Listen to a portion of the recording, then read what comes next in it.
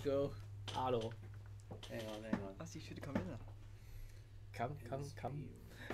Aneh. Hey, what the heck? Hi, Ishu. Hey, So stressful. Yeah. Okay, wait. Are we able to see who else is online? Yes. Can't see. No, Can see. Hey, come here. Can go so far. shoot, no, you have to. Need to. Well, No, we well, now fine, we then. No, know Eric Jacob already there. Jacob's already there. He's the No, last no, year no, already. have You to need see, to shift here. Yep, still can. They Yay. can. Hi, Ishu. Hello. Alright. Hello, interwebs. Hello. Hello. Hi. Is that Let me adjust. Which hand is anyone can see online? us? Oh, is this okay? Yeah. Yep. Is you see the... Slightly. I don't Yep. see you, Michael. Okay. I'm not Hello. obese. Okay, let's see. Hey, interwebs, can you hear me? Let's see if I I think can... that's a sign. Oh wait, no, What? wait. Is the mic muted? It's not. It's not. It's not muted. Then why Sure. is the red light there? It was Okay, fine. Ah, Okay. Okay. cool. We learned something new today. Yay. We know how to stream. Okay. Let's see. This let's check whether actually you can see people. Okay, you will see us. Oh, you can. Ooh, got it. Hello. How many people? Oh my god. Hi. Hi. Hi guys. Hello. I'm trying to see how to access the link. I want to be able Hey, to no, see. that's what we're for. Okay.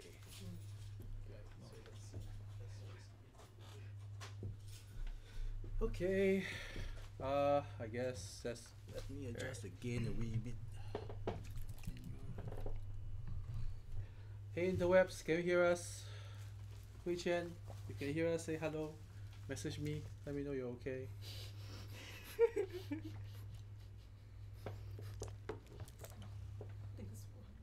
Oh yeah. Oh, It's a okay. bit of a lag. No. So like, Okay. yeah. But I mean, it'll take some time to stream. Awesome. How's our audio? Can you hear us? Can anyone hear us? Are we the class or are we the Oh, I want to be the comment the commentator. the comment? Got really got delay. Ding, ding, ding, ding, ding. Ding, ding, ding. Okay, you guys can hear us. Cool. We can hear you. All right. Yeah. Awesome. Let me. Where is that? Oh, announcement. Is this the one? Is this the one I created? I think. Batch 2. Yeah. Okay. Cool. Yeah. Well. All right. Let's go. I think like that. Like that can. Oh, it said that so Wayne 158 says that he or she can hear us, but we're quite soft. Oh. Okay. Okay. So Need to Let's adjust this a wee bit more. gain more. How's the gain? Hello. Is it better? Is it better?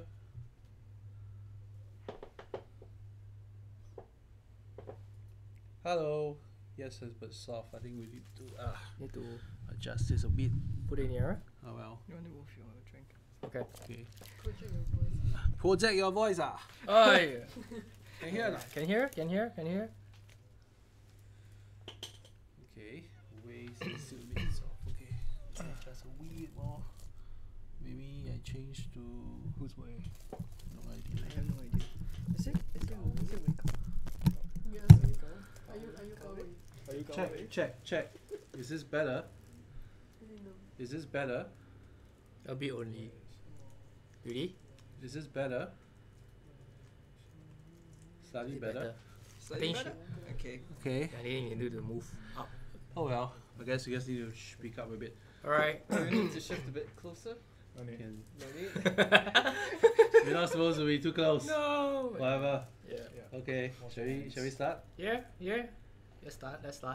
Alright, so hello once again. Well, actually, the first time. First time we're doing a Facebook, not Facebook, a YouTube live. It's frozen. Never mind, it's okay. My screen is frozen, but it's okay. We are okay. We're cool. Yeah. So wow, check this out. We can have screenception. Okay, never mind. Anyway, let's get back to this. Right. So, because of the DORSCON orange, we have this, and because of heightened health precautions, and because our our venue also has certain requirements, and therefore we had to uh, change our meetup from a in-person meetup to a Online one. online meetup. But anyway, good to see everyone back again. Well, Hello. hello, hello. Hello. So I have with me a bunch of my awesome friends. Well, let me present to you guys my the JuniorDevSG organizing team.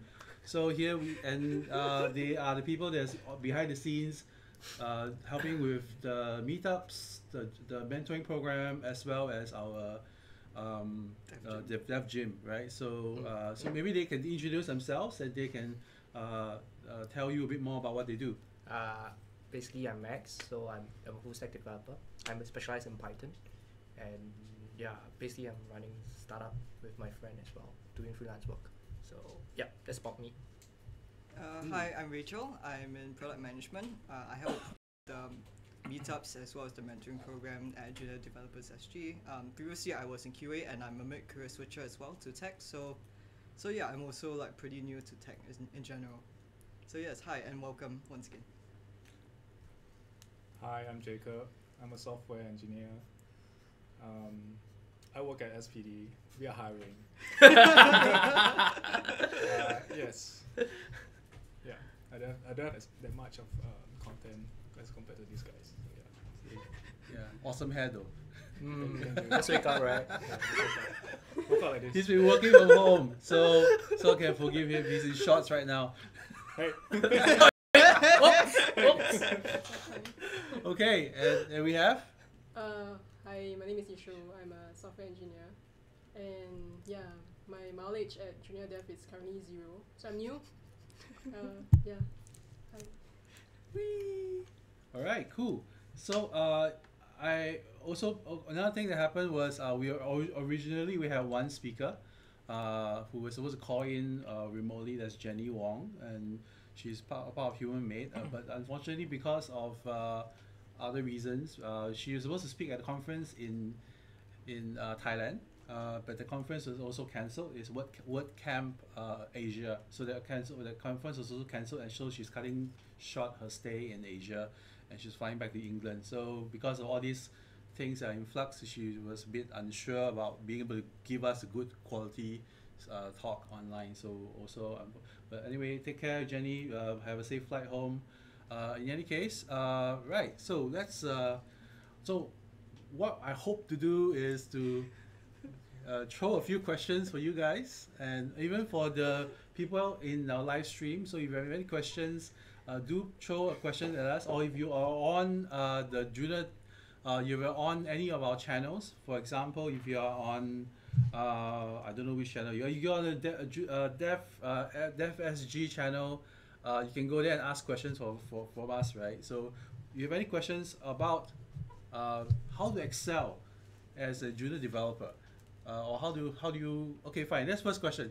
How is your journey so far as a developer, right? I mean, I know you've been doing this for a couple of years, Jacob as well, and Yishu. So how is your experience now like as a developer compared to when you first started, right? So basically, yeah, how is your journey like, and how is it different now that you're like a year or two into this career? So for me, actually, I started off with as an intern. So I didn't start off as I didn't start off as a software developer at the start. So I went to become a sales rep, and because of that, after about 1 year later, I actually thought of going to web development using Django. So because of that, for me so far, my learning curve is actually mostly on more in terms of design aspects of it, and also more towards how to build stuff or developer practices like TDD and stuff. So the more I learn, the more more unsure of myself. Unsure of yourself? Why? Unsure What do you of mean? myself in terms of not knowing enough lah. Especially there's a lot of job interviews that require specific skill sets like TDD or understanding solid design as well. Okay. So yeah. So That's cool. that's basically what I've been going through, and also this year I'm planning to learn more about it, so that to help me understand and actually help me become a senior dev or CTO as well. Yeah. Cool. And Jacob, Oh. arrow you lor. So question was, what was it again? Accelerate. So, What's your feeling experience Oh. after being doing development work for a while Oh, now? okay. As compared to the past. Yeah. Okay. Yeah. So for myself, I think I've been in development for about 5 years. I think, I'm not sure. It's been a while. But I think at the start, there hasn't been much of a community. So I think learning was a lot more difficult, like in terms of the resources, in terms of what to look for, and over the years, I think thanks to like efforts on Michael and also people in the community, that it has really, I mean, it takes a village to bring up the I forgot that phrase, but it takes a village to bring up Bring community. out a child. Yeah, A child, I think yes. the village is, Yes. So yeah, I think thanks to those efforts, that at least now I find that it's a lot easier for junior developers to actually get into development, or Yep. even for someone who is doing a mid-career switch to get into development because of this support. Yeah. Cool. So you're a web developer right now, right? So I guess you've been doing. So when you first started doing web development, how was this? 4 years ago?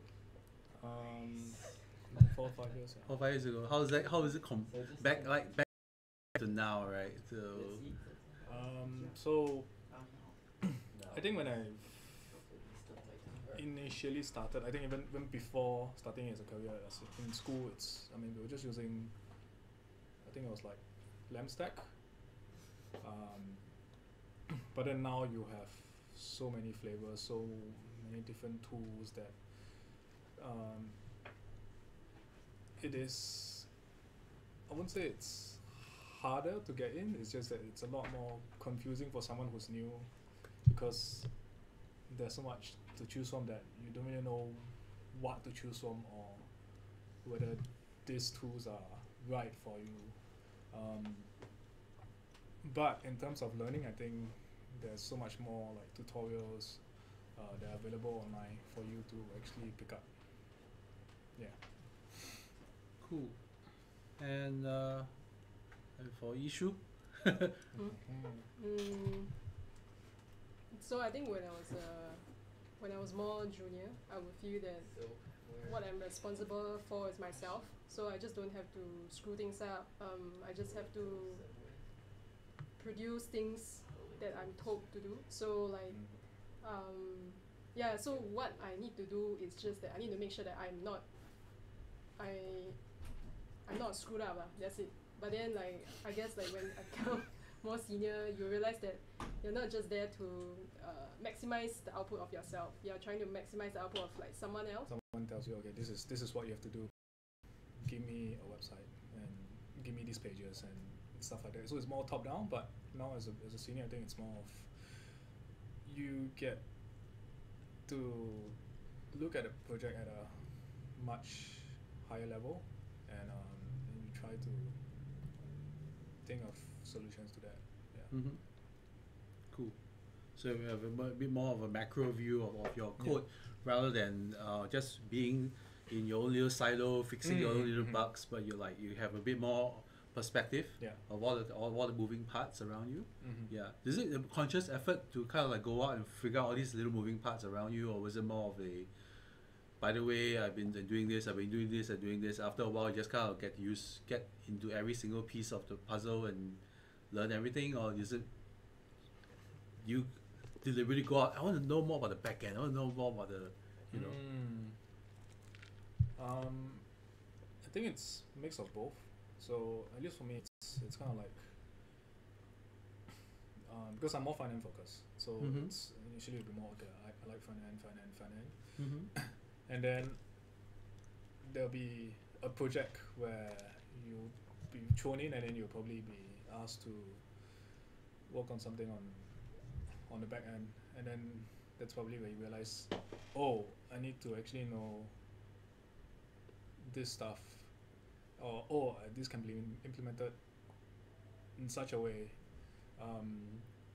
So I think it's kind of better to have more breadth than just specializing in one area. Yeah, I remember back in the day, you'd be like, oh, Node.js, or rather, your web application is just like, include a JavaScript, and you're done, right? Now it's got, how do I package this damn shit? Yeah. So it's a lot more things you need to deal with, right? And then being able to see the whole picture does help you in becoming more experienced and being a bit more of a go-to person that people ask you, how do I do this? How do I do that? Definitely, right? Yeah. Cool. Rachel? I'm in product management now. Okay, fine. And we shall skip Rachel for today. Can go Next. Okay, Bye-bye. Oh. No, I mean, Next, you next. as a product manager, you do work with a lot of you do work with developers, Yes, right? I work with a mix of senior and junior developers. Right. and- So, I mean, based on your experience working with senior and junior developers, what are the main differences that you find in interacting with them? Right. So for me, I've worked. So when I was doing QA, I was also, I guess, closer to a junior developer, but maybe doing a lot less development work. So in a way, I have a bit of experience being a junior developer. So when I was a junior QA, I felt it's very much more like you do what you are asked to do, and maybe you just ask questions. And I guess it's more forgivable for you to ask questions than to make mistakes. But I think also it's an opportunity for you to learn, and even if if people don't tell you why things are done, it should be up to you to take the initiative to ask why things are done. And also it will be good even for a junior developer to kind of ask, why are you doing this? How is it in place when it comes to the whole project?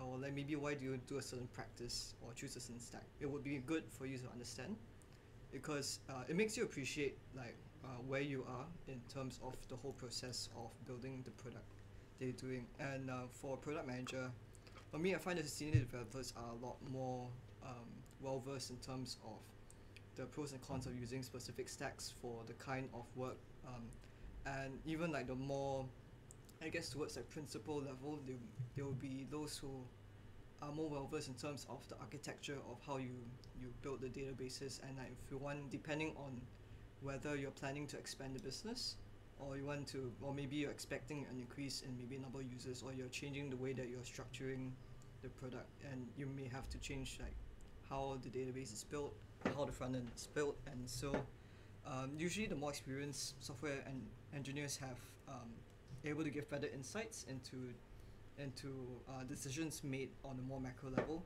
and these ultimately help product managers and project managers to decide what direction to take the product or features.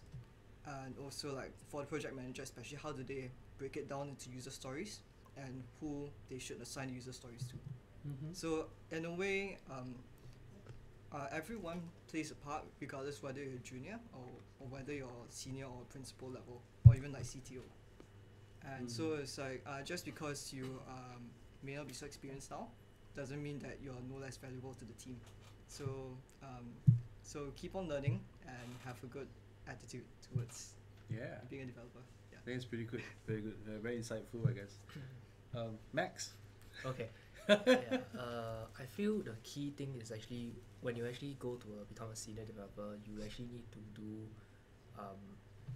mentoring. That's actually one key thing. Actually, you need to bring up and teach those who are lesser experienced from you. That's one thing that you need to do. The other part is actually more towards as Rachel said and every other people said, that is more towards the project management or higher overview. So sometimes you are required to actually deal with people who are non-technical. So you need to actually reduce your words or terminologies to the bare minimum or simple. Right.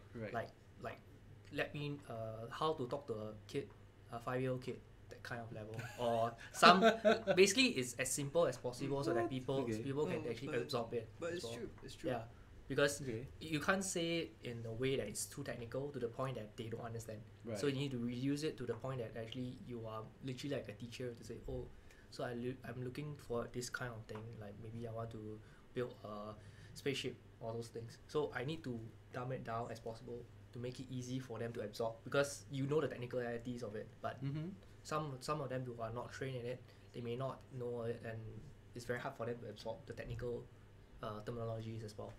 Yeah, so it's more of the development of soft skills as well. That's what I feel when you actually go towards a senior developer. Cool. Yeah. You have a comment?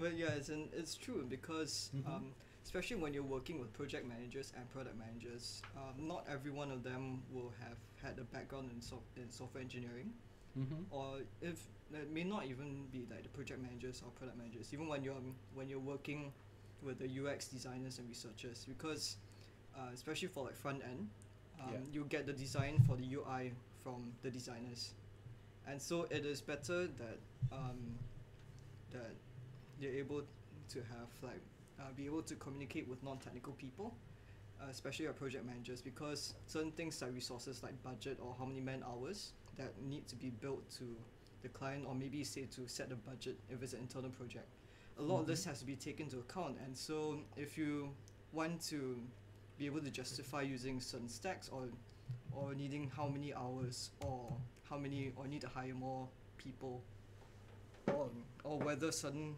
requests are feasible or not, it is better to be able to explain it in a way that is simple enough for someone with no technical knowledge at all to understand. And so it's, in a way, it forms empathy, and it's something that I think should be learned by everyone, just to make it easier for everyone to work together. Yeah. I really learned this a lot, especially after I transitioned towards a product management role. Yeah. Right. Yeah. It's also ultimately it's actually you need to be very tactful. When you reach a senior level, you might need to be tactful in how you deal with, how you phrase your words, so that people may not have the wrong impression. Because I myself have problems in this as well, because when I actually say it in a very direct way, they might literally mean that is actually what I mean. Yeah, so that's why you sometimes you need to be very tactful, and you need to have the soft skills required to actually do it. Because if not, no one wants to deal with a very arrogant person as well. So yeah, especially some of us, if when we're actually experienced or very good at it, we become very AO. So that's why we do not want to. Very defensive. Yeah. Also, Yeah. So let's go a little bit into the, as a developer, as you progress in your career, what are the things you look out for to kind of like keep you abreast and also keep you humble, right? I think that like for me, for example, I when I see new technology, I'm always like, wow, this like Kubernetes, this is pretty cool. Like, you know, how do I get this thing done, right? And I'm back to that square one again when I'm learning new things, and I find that joy in like learning new knowledge and even experimenting new things. That keeps me kind of grounded, and even building up. I use that opportunity always to kind of like build up my knowledge of new technologies by just doing tutorials and learning in public essentially, right? So these are kind of things that I do to kind of keep myself grounded and relevant and abreast with the technologies. I think it's something that we all have to face as in this technology field, right? It's easy to just keep abreast of the things, but what are the things that you have seen work in your life, as in right now in your career? What are the techniques that or things that you do that helps you in keeping up front or abreast of all these things? Issue?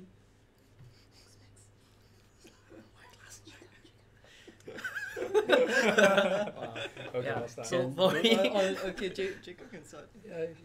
So I agree, like the keeping up part is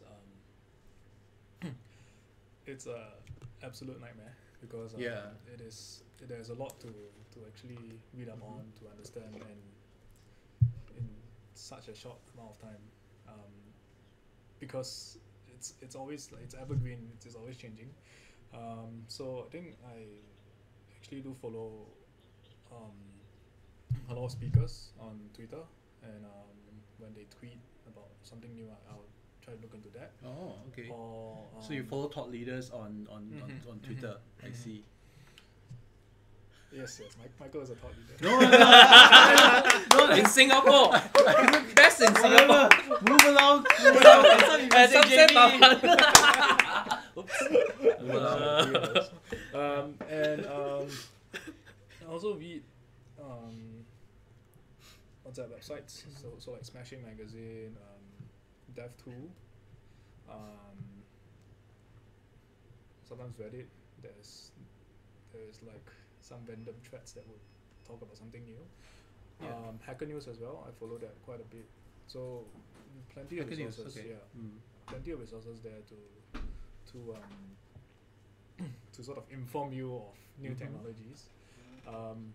But also, I think also to take note that we shouldn't be always chasing after like something new, because it's as I say, we are in tech, so it's gonna be new all the time. So I think it's better to just do well in whatever stack you have, and Mhm. then explore Right. as needed. So build a foundation in Yeah. something and make that your anchor point, and then from there, go out and learn other things. Okay, it's cool. It's a T-shaped engineer kind of. Yes, the T-shaped engineer. Well, whatever. Anyway, yeah. The T-shaped engineer. Tell us more about the T-shaped engineer. What does it mean? Hey, ask him. You're the one who came Okay, up so with it's kind of like so you know how a T is, right? So you have the horizontal and you have the vertical. And for people who are in the live chat, they can see.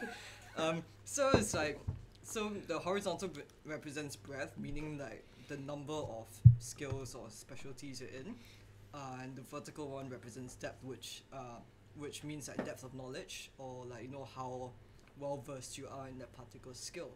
And so it's like, so it's really the question of whether you're going to be a specialist or whether you're a generalist or whether you're going to be a mix of both.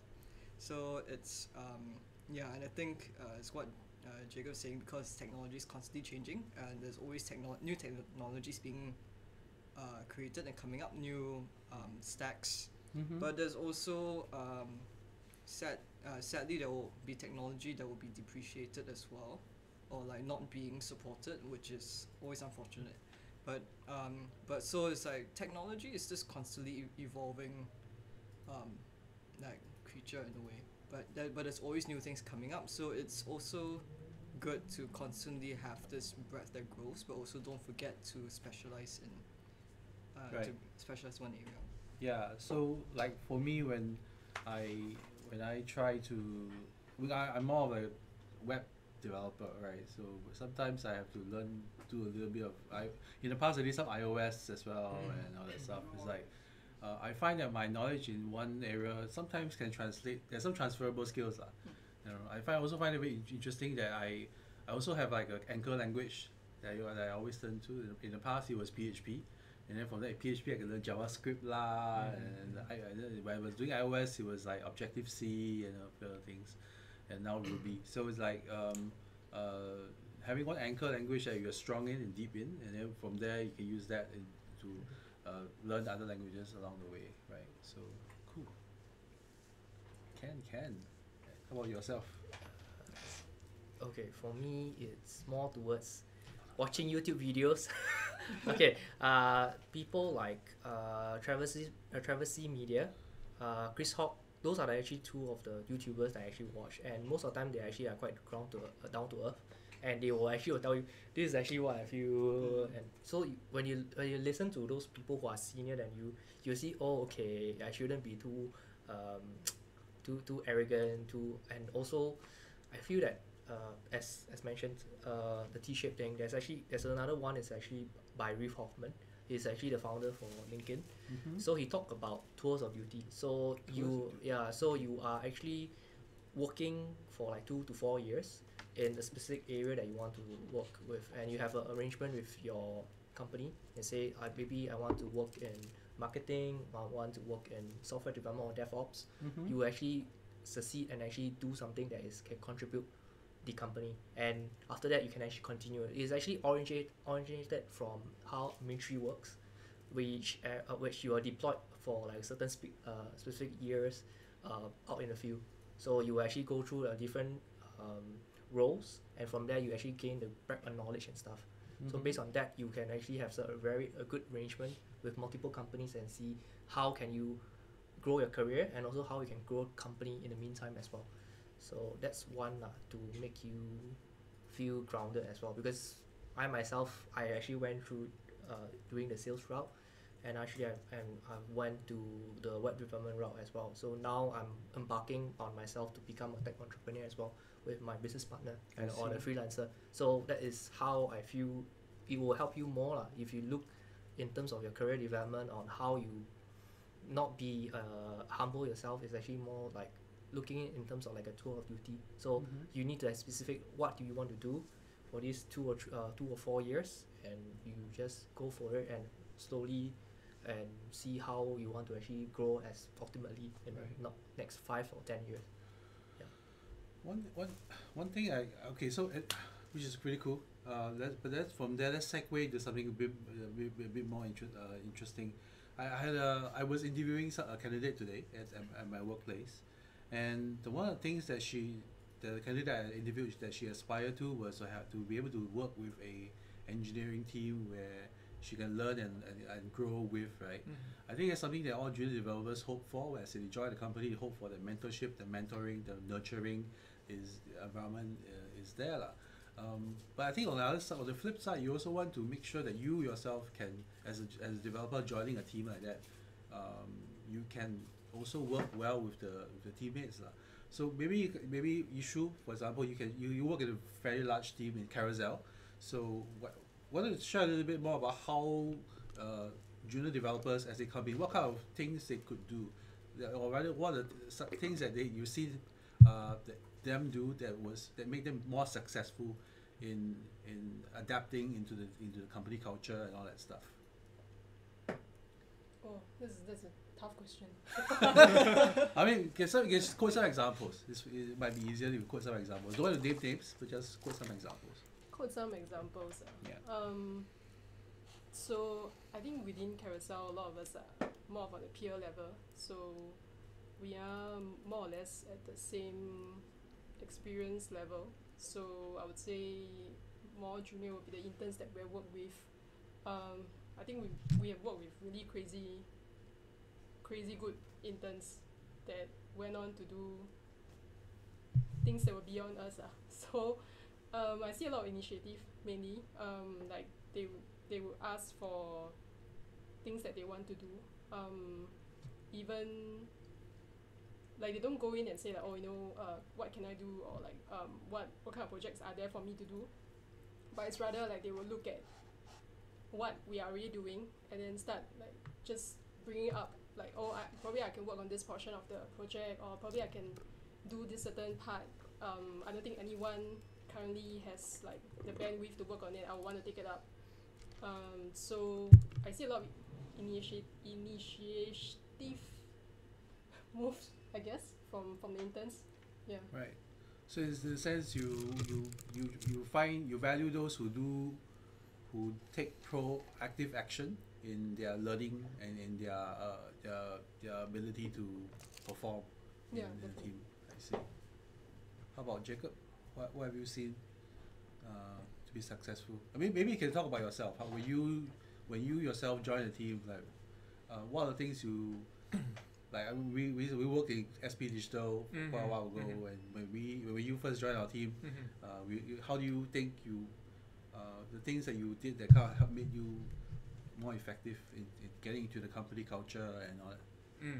So at SPD, so we do a lot of pair programming. So for those who don't know, pair programming is basically two or more engineers, developers working on the same piece of code. So one person will be doing the typing, or the other person will actually sort of be sort of like checking through what's being written to spot. And so I find that pair programming actually helps a lot because it does a lot of so when you pair program, you actually do a lot of knowledge transfer. So for example, if I'm pair programming, I'm new, I'll be asking, what does this say, this piece of code or this function, why is it written this way, where should we look, and stuff like that, where and that actually helps bring you up to speed a lot faster than actually sitting down looking at a piece of code yourself and trying to digest and be like, I'm not too sure. But I mean, there are times where you can't pair program. So when that happens, I would ask people who have worked on say that project before, where should I look? Has this been done before? What can I do to get up to speed? So yeah, I think that's how we pretty much got up to speed. Yeah, I think as a junior developer, you're like given a license to fail. Ask questions. Yeah, to ask questions. And to fail, yes. No, we want to make sure you succeed, right? not crash and burn, but we want to. But you're given you're kind of still new to the code base, and you can ask all sorts of questions, and which as developers who are in the team, we should be open to you asking that kind of questions, because sometimes if we there's times that we don't really see things from your perspective, like from like a new person joining the team, you be, for example, the first person trying out the new setup script that has been there sitting in the GitHub repo for like months and no one actually touched it. Whereas your code base has actually moved on. There are new things you need to spin up, right? For example, you need 2 more containers to be running for your whole stack or whatever, right? So it's like, what the hell?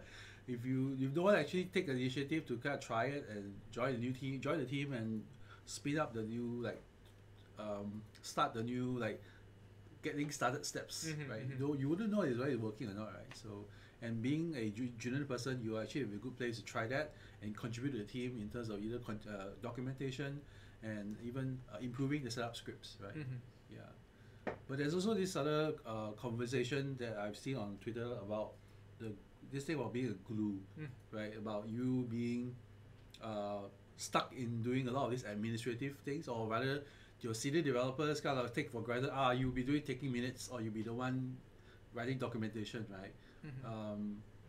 And there's been some people who say maybe we should, as a junior developer, maybe for our own personal growth, we should maybe refuse to take those things until you have been given that next level training, or rather so that they don't see you as a scapegoat. They always throw admin work at you. Right? So you have views about that, you guys? Most of my interns that I came across, they are actually doing actual work, but despite these smaller parts, but they still do work, and they are not specifically focusing purely on documentations. So I think it still comes down to expectations between the intern and also the company, and also the senior dev, who are actually facilitating or in charge of them on how do they assign the work. If they feel that I will just give you a documentation, that's it. You don't need to think of any other things. And okay, that might be good, but it will be better if just you can actually dedicate certain parts of things that you can't do. Like for me, I actually dedicated the creation of the what is it design systems with one of my interns, because he was more well versed in the design aspects and he was doing more on the front end side. So I thought this is very fun, but I cannot do. I no time, so so you really need to delegate, because there's certain portions of interesting projects that you want to do, but because of interest of time and also the value in terms of it might not align with what you do. So it will be better if you just dedicate the work that you think is interesting enough to them, and from there they actually can learn as well. That's actually what I did with my intern. So I just dedicate the creation of design system. For design system is basically, it's just like a brand guide on how the color looks like, how the font looks like. It's a way for them to actually unify the UI perspective. So it's actually, when you have a design system in place, it's more like a template for whereby you can just copy and paste and just play around with it, and actually this is actually what I want in terms of UI, and people can actually use it and actually can do something. This is useful for people who for companies who do not have a lot of designers as Mhm. well, because once you have that design system, you can just give it to someone else and say, oh, this is actually what I want to do, and you just follow it and ta-da, done. Yeah.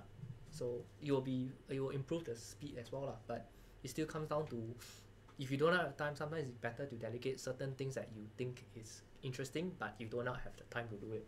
Right. That's right. basically what's my from lah. Yeah. Mhm. Rachel, do you have any opinion about that? Oh, it's like because so I joined a company where most of the developers were working remotely.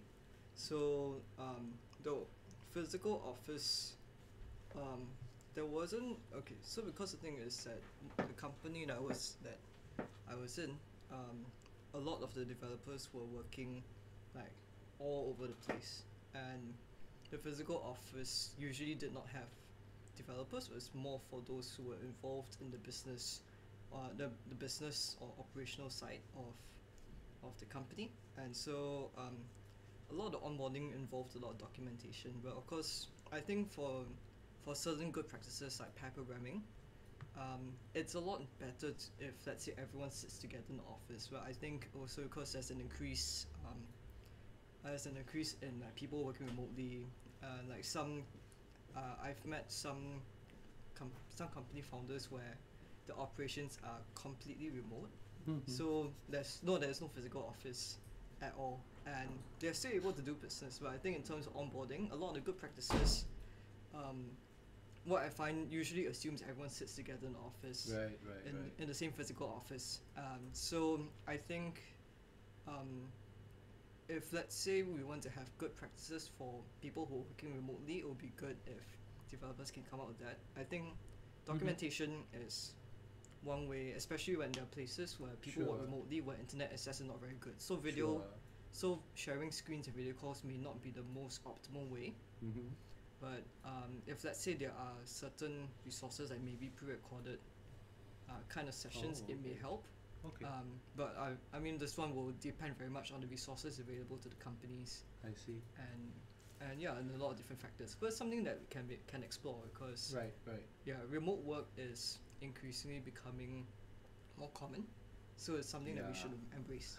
Yeah. I mean, there are so many companies that we know of that are already doing like 100% remote, right? Mm. It's like automatic. The company behind WordPress, Definitely. everyone there is remote. The company behind what's the design tool? InVision. InVision. InVision. Okay, Yeah. InVision is also fully remote. So it's like quite a few companies are doing that kind of practice, right? And then I'm sure there'll be more ways to basically. I mean, there are probably a wealth of knowledge out there, but I think we should probably try and figure those out and see how we can help. I think there are definitely also people who are. I know of one guy who works at Automatic, but he's based in Singapore, right? And then he's like, working from home.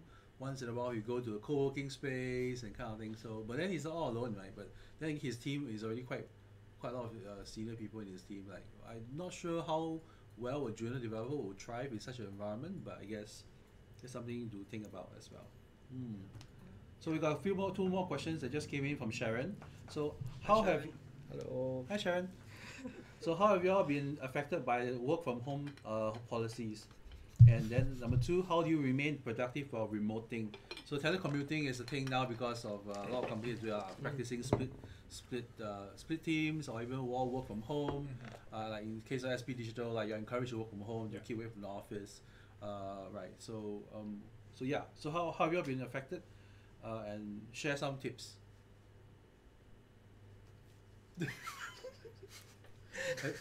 You're one shots. Fine. Okay, so I think for me, work from home is not a new concept. I've done it previously as well. Mhm. But so I think to answer how to remain productive, I still struggle with that sometimes because when you work from home, you're basically working in an environment where Right. you usually it's in like your bedroom where you sleep and when you work. Okay. So So I actually struggle with productivity at times as well, because it's kind of like it's like you don't have to commute to work, you don't have to be in the office, so you get very comfortable. You probably don't have to change out your pajamas. But I think to remain productive, so one thing for my team at least we still did was we continued with our daily stand-ups. We sort of update each other on what we're doing, and that's kind of sets a bit of the agenda for the day. And so for me, I kind of use that to sort of plan what I need to do within a day, and of course to remain productive, I mean I still take short breaks in between. Walk to the mall, get a drink, because if you just stay at home in the same place one time, at least for me, I'll go crazy. Right. So for me, I will just probably just split my day into like smaller portions. Right. And that I think I found that actually helps. Cool. Ishu, has your company practiced that, or started working from home? Working from home. Yeah. So currently I'm in the team A, team B structure where like half the company is working from home. So at Carousel, I've been working from home for about, I think almost my work day is about 20 to 30% done work from home. We don't have much like concern about having like just warm bodies in the office. So as long as you want to be at home, you can do it. So so I've been quite comfortable with it. So what I do is that I have my workspace at home highly mimic what I have at work. It's almost like replica of it. I have like an extra monitor, my laptop stand, keyboard, mouse. So I have like a two of everything, one in office and one at home. So once I get into the workspace, there's no difference between I'm at home or I'm in office. And that gets into that zone, like I feel like I'm in the work mode already, so I'm working now. And then also don't change my schedule from day to day. Like if I'm working from home, I'll still be eating at the same time for my lunch. I'll still be getting off work at the exact same time. So it feels like there's no difference at all. Cool. Interesting. I guess for you too, you have been kind of like remote working sort of for a while. So any tips for the people out there? Usually, basically for me, it's actually I do a weekly planning of what I need to. So basically next week, what I'm supposed to do. So I will adopt something that's called a Pomodoro technique. So Pomodoro technique is a time management technique. So I actually set about 10 Pomodoros. One Pomodoro is about 25 minutes. After that, you have a 5 minutes break. After 4 sessions of Pomodoro, you take a 15 minutes break. So basically, based on that, I could actually focus at it. And from then, whenever I start the things that, I need to start to go and do work. Then, the time's up. Okay, I just need to break.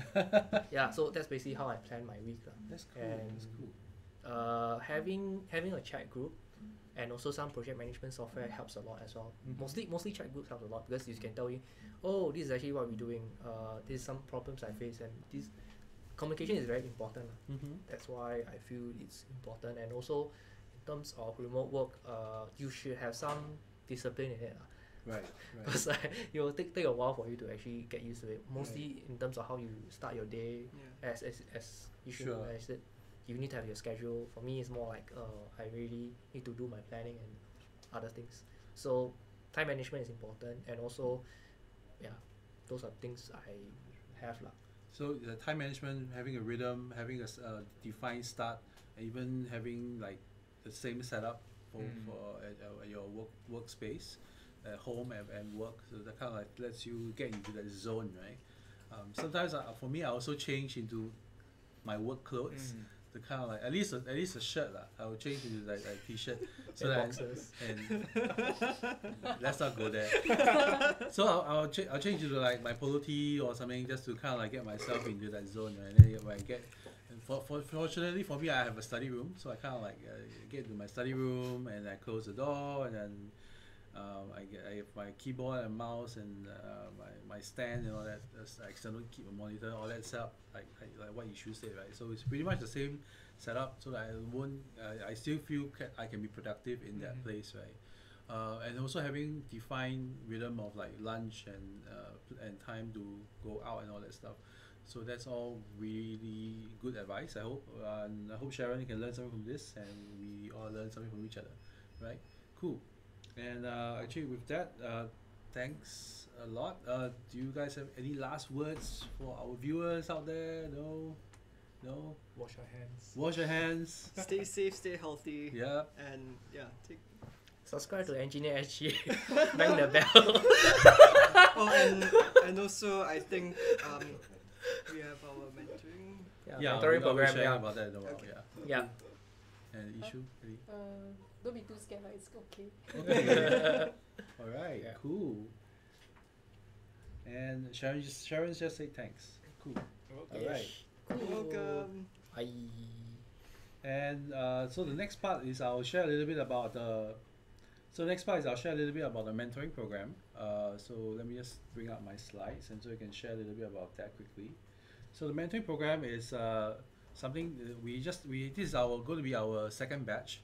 So give you a history. We've had our first batch as a pilot program sometime in April. Was it April? It was late last year, right? Early April. Last year, yeah, April. Yeah. So and then April, May, and that was our first pilot batch to kind of figure out how to go about doing this, and then we started our first batch around the second half of last year, around all the way to around Christmas. So right now we're going into our second batch. So we have learned a lot of lessons from our pilot batch as well as our first batch. So right now I'll be sharing a bit more about our mentoring program. Right, so maybe I just adjust the camera a bit so I can focus on my. Yeah, there you go. Lala. Okay.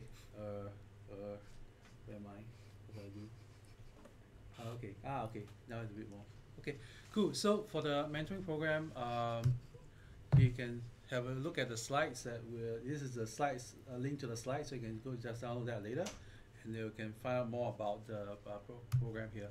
So about the mentoring program, so we did sometime last year we did a survey of the junior dev group, and we identified 3 areas that our members in our group kind of need guidance on. Number one is on career coaching and guidance, and they also want to look for professional growth and becoming better at what they do. And there's also some work and technical skills related stuff. So to help them deepen their technical knowledge on things. So for the technical knowledge, we have this program which is the Developers Gym, where we do coding workshops and some specific skills training and coding sessions that kind of caters for the technical things that you want to learn and how you level up as a developer. But I think for the career guidance and professional growth, this is where I think our junior developers mentoring program can really help you in, right? So we feel this is the best to address with regular mentoring sessions. And we decided to go with group mentoring because we feel that it's kind of the best way to have a consistent. Being able to go into a group mentoring session with a consistent group kind of provides a certain regular cadence, where you can get into a safe zone and you can really build meaningful and deep relationships with the people in the group, right? And then hopefully you help each other and be sustainable in your personal walk in this particular career. So our hope is that you joining our mentoring program, and you basically be able to find people which you can kind of form a sort of accountability circle, where you can basically help each other and be accountable for each other and help become better at what we do here.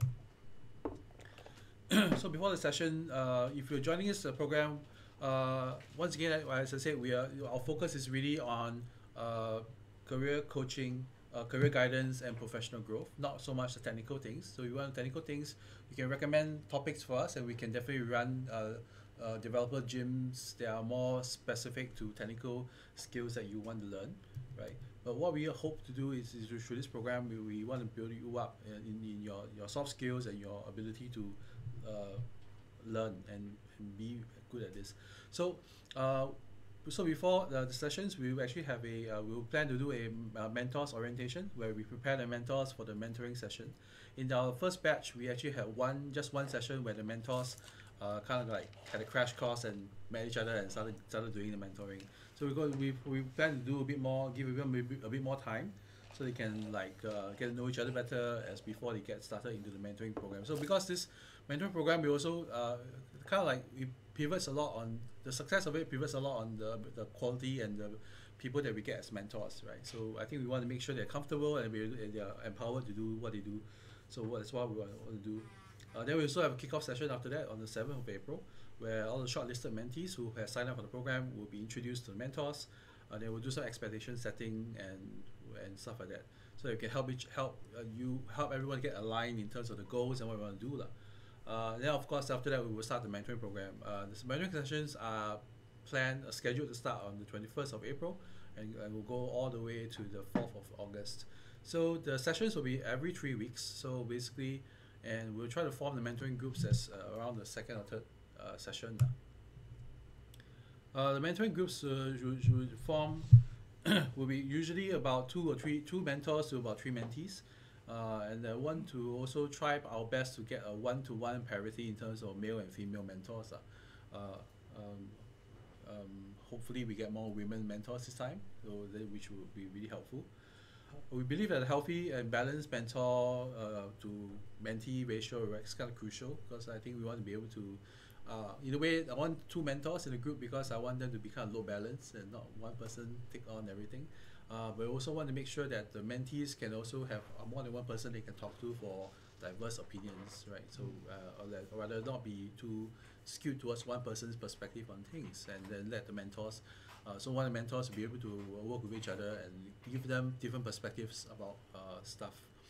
So, yeah, so we also, so because of this, we need to maintain a healthy balance and ratio. So we do need to be a bit more careful, or rather, we need to limit the intake. Right, we can't be like let everyone come in, but we want to make sure that we have good balance.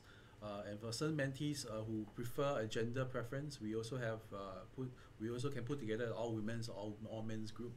So that's depending on the preference of the. So there's a sign up form, and the sign up form you can indicate your preference. So mentoring group sessions will probably about 6 sessions. So every 3 weeks we'll meet. We'll probably be on Tuesdays, because we like Tuesdays, because Tuesdays is not Monday. So hopefully no Monday blues. Yeah. Yes. Right, and then we probably will provide dinner, because we believe that you should have a good dinner. And of course we're not going to do pizza, not so much. So yeah. Right, so the sessions will usually start with the dinner where the mentors and mentees can get to network and talk to each other and get to find out more about each other. Then there will be some talks where the mentors can talk about a certain specific team. We have this, and then the mentoring group can break up and discuss more about the team before they do a bit of share back. And of course after that you go for supper. Right, I think we've been doing this for like two batches, and this kind of seemed to work, right? Yeah. Okay, cool. Yeah, so and of course groups may also arrange social gatherings in between. Like we did like a Christmas thing last December, which is kind of nice. I think we'll do a bit more of those social gatherings in between. So enrollment fee, there's a small enrollment fee for all the mentees. Basically the $40 per mentee. Only when you're shortlisted. So when you're shortlisted, you will ask you to pay this. This is pretty much to help us cover the cost of catering, and also some logistics like the food. We need to cater and buy food beforehand and stuff. So this is kind of payable after you've been accepted into the program. So don't worry, you can fill out the form without fear of having to pay for stuff, right? And of course, it's free for mentors, because I think we want to value and we value the mentors' time, and we want to make sure that they will enjoy doing this as well. So the important dates. So the mentoring session will be starting on April, but I think we will have a mentors orientation in March, and then kickoff session will be in April. First Tuesday of April, I think. And then after that, it will be the sessions, where there are 6 sessions, and there will be a retro towards the end of the sessions, right? So yeah. So here's some photos of our mentoring program, or at least the pilot run. So this is between 11 April to 21st of May. This is the group that was there. You can see Rachel right there, over there, that little cute little face over there. And then and where's Max? Max is not here. Oh yeah, here's Max. Max is over here. Okay, cool. And Mike is there as well. I'm of course I'm here. And yeah, Yishu is not here, man. Oh, you were not there at the last session for the anyway. Okay. Yeah, so some more photos of the people who were involved. These are mentors and mentees. Yeah, sometimes we do go for drinks, and yeah, that we do have all women's groups as well. So these are some of the all women's groups that are involved in this. Yeah, you can see Hui Jing over there, and yeah. Right. So if you're really interested in this and you find that this is something you might want to join, you can scan this QR code. So there's on the left we have the mentees sign up form. So you just scan this and join us as a mentee, and you can sign up as a mentor. You will just scan the QR code on the right, and that should get you to the form lah. Yeah. So that's so the closing date. We'll share a little bit more about the closing date later. I think I remember the closing date is actually in the form, if I'm not wrong. So you can find the date there and let us know. Yeah, so with that, that's it. Right. That's all for the mentoring program. Cool. Back to the video. Low. Okay, so yeah, we're done for the video for the online first ever online No more already, right? meetup. I hope that we won't have any more. Yeah, but if you do like this format, subscribe. Click Well, like and subscribe. I don't know. Where's the subscribe? Ring the bell, subscribe. Wherever somewhere. If you like videos like this, so go check out Engineers.SG. I heard it's a pretty cool site. Yeah, hit the subscribe button and We have a question Oh. from Raga as well. So Raga is asking for like a bit more information about what happens during those the every 3 weeks mentoring program based on the pilot program, and he's trying to get a bit more ideas. So it's like as mentioned, this is we cover like non-technical kind of aspects of things like career development, or like saying that how to like maybe this I guess more soft skills, but also career development, and also maybe say like how do you like mature as a developer from a non-technical sense. So in terms of coding, we don't do coding during the mentoring programs. Those are usually reserved for the developer gyms. And so, but if you do have any topics that you would like to learn more about in terms of hands-on coding, do let us know so we can plan for future dev gym topics as well, and we can hopefully get the right instructors for those workshops. Now this is more of like if you want to perhaps you want to grow towards maybe becoming a senior developer, or maybe if you want to grow to know like where should you chart your growth in, and you want to seek like guidance and all that. So this is the mentoring program is the place for you to do so. Or if let's say you are looking to perhaps you've got all this experience and you want to help to grow other junior developers, you can sign up as a mentor as well. And also past mentees are also welcome to apply as mentors as well. So don't be shy. Do sign up with us. I think we got his name wrong. His name is Ram. So he just corrected us. Sorry, Ram. Oh. Yeah. So Yeah. you're still cool though. And Muliam, I hope I pronounced your username correctly. Asked if you're not a developer, is it okay?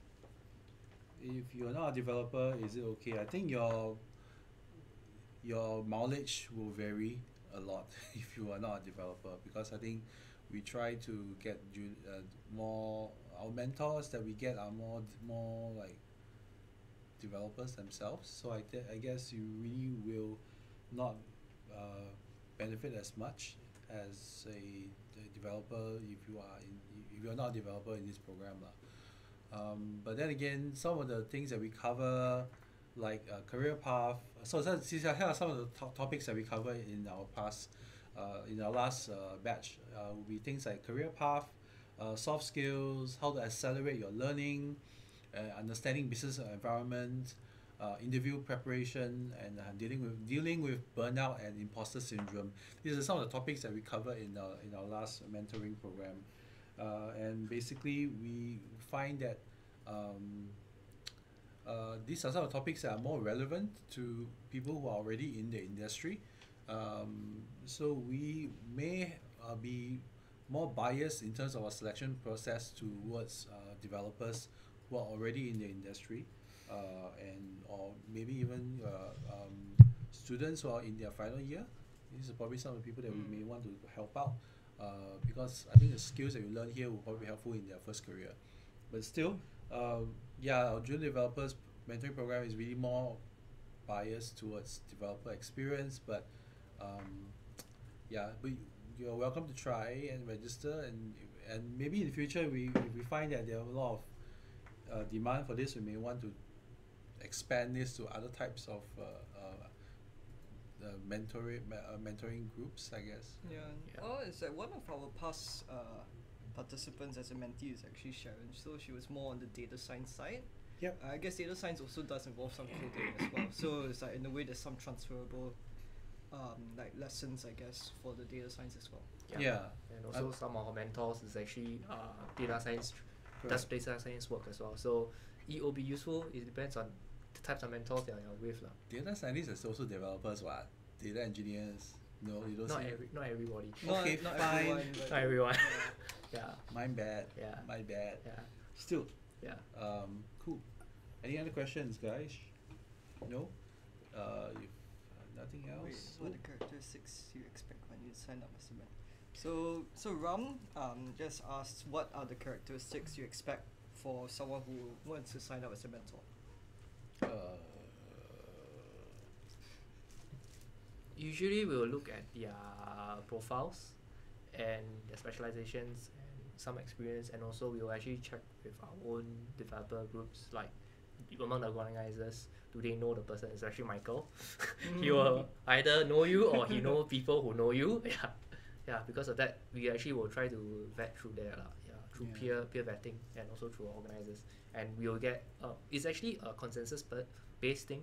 So most of the organizers will be access to your profile, and we actually will see, are you a good fit for us? Of course, if you have some past experience mentoring, then probably we would be more interested in having you on board. But in spite of that, we do have a lot of mentors who have who didn't have prior mentoring programs, but they actually did very well in terms of giving like career guidance as well as professional advice on how to improve on their skills and stuff. So we're definitely open to mentors of all kinds. But I think the key thing is that we want alignment in terms of our vision in what this is about. Because the mentoring program that we're building here isn't really a tuition center. We're not a tuition center, right? And so don't come in expecting to be giving a lot of hands-on coding and all that stuff. I think there are definitely lots of places for that.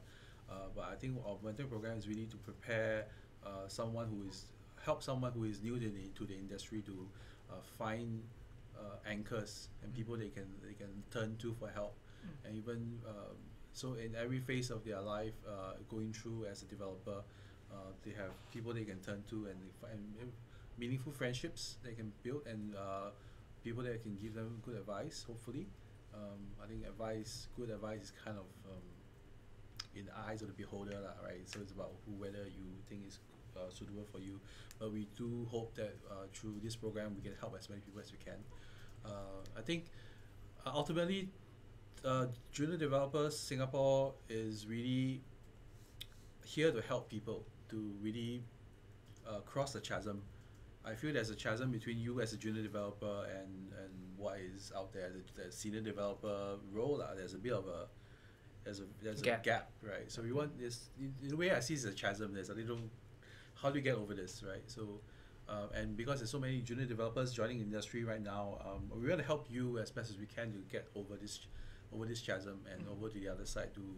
I was quite heartened that one of our mentees in our program, when I had a catch up with him, he told me about how after 2 years at the company they finally dropped the junior title from his from his name, from his title, right? So like, okay, that's like really good improvement, and he's one of the guys that really inspired me to start things like Developers Gym and the other things. So I get inspired as well looking at the developers who come through our program. So yeah, so we try our best, and we hope that you will have some faith in us and help us, and so we can help you, right? Help us help you.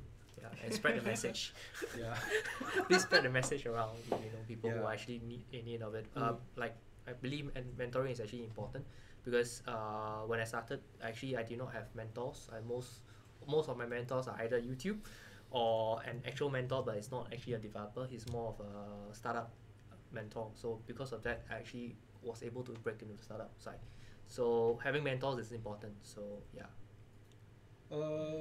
Okay, great. I just realized our closing date for the mentoring program. I see the mentors closing date is the 14th of February, which is tomorrow. And for the mentees is what date? Let me just double check. For the mentees, our closing date for the mentees is 17th of March. So mentees, you still have some time to do this. And for mentors, tomorrow is the closing date. So please sign up. No. Now. Yeah. Yeah. Any case, if you have any questions, whatever, you can find us in lots of different places. Never mind. You'll find us somehow. I'm on Twitter. You can find me on Coder Kung Fu on Twitter. You can find Max on. Max on ZB. Yeah. Okay. Where? On Twitter or what? DevTO. Oh, DevTO. Okay, got Yeah. it. Max on ZB. Yeah. Got it. And I'm on Twitter, although I'm not very active. This is Rausch. THISISRALSH. So yeah. I have no time to add this thing. Yeah, sorry. Yeah. And you can find Jacob on Twitter. Yes. Jacob TYQ. TYQ, and you can find Yishu on Twitter as well. You should see. Yishu C. SEE. Yeah. I see you. Okay, anyway. Yeah. With that, I think we've come to the end of our recording, and thank you very much. And thank you all for joining us. Bye. Bye.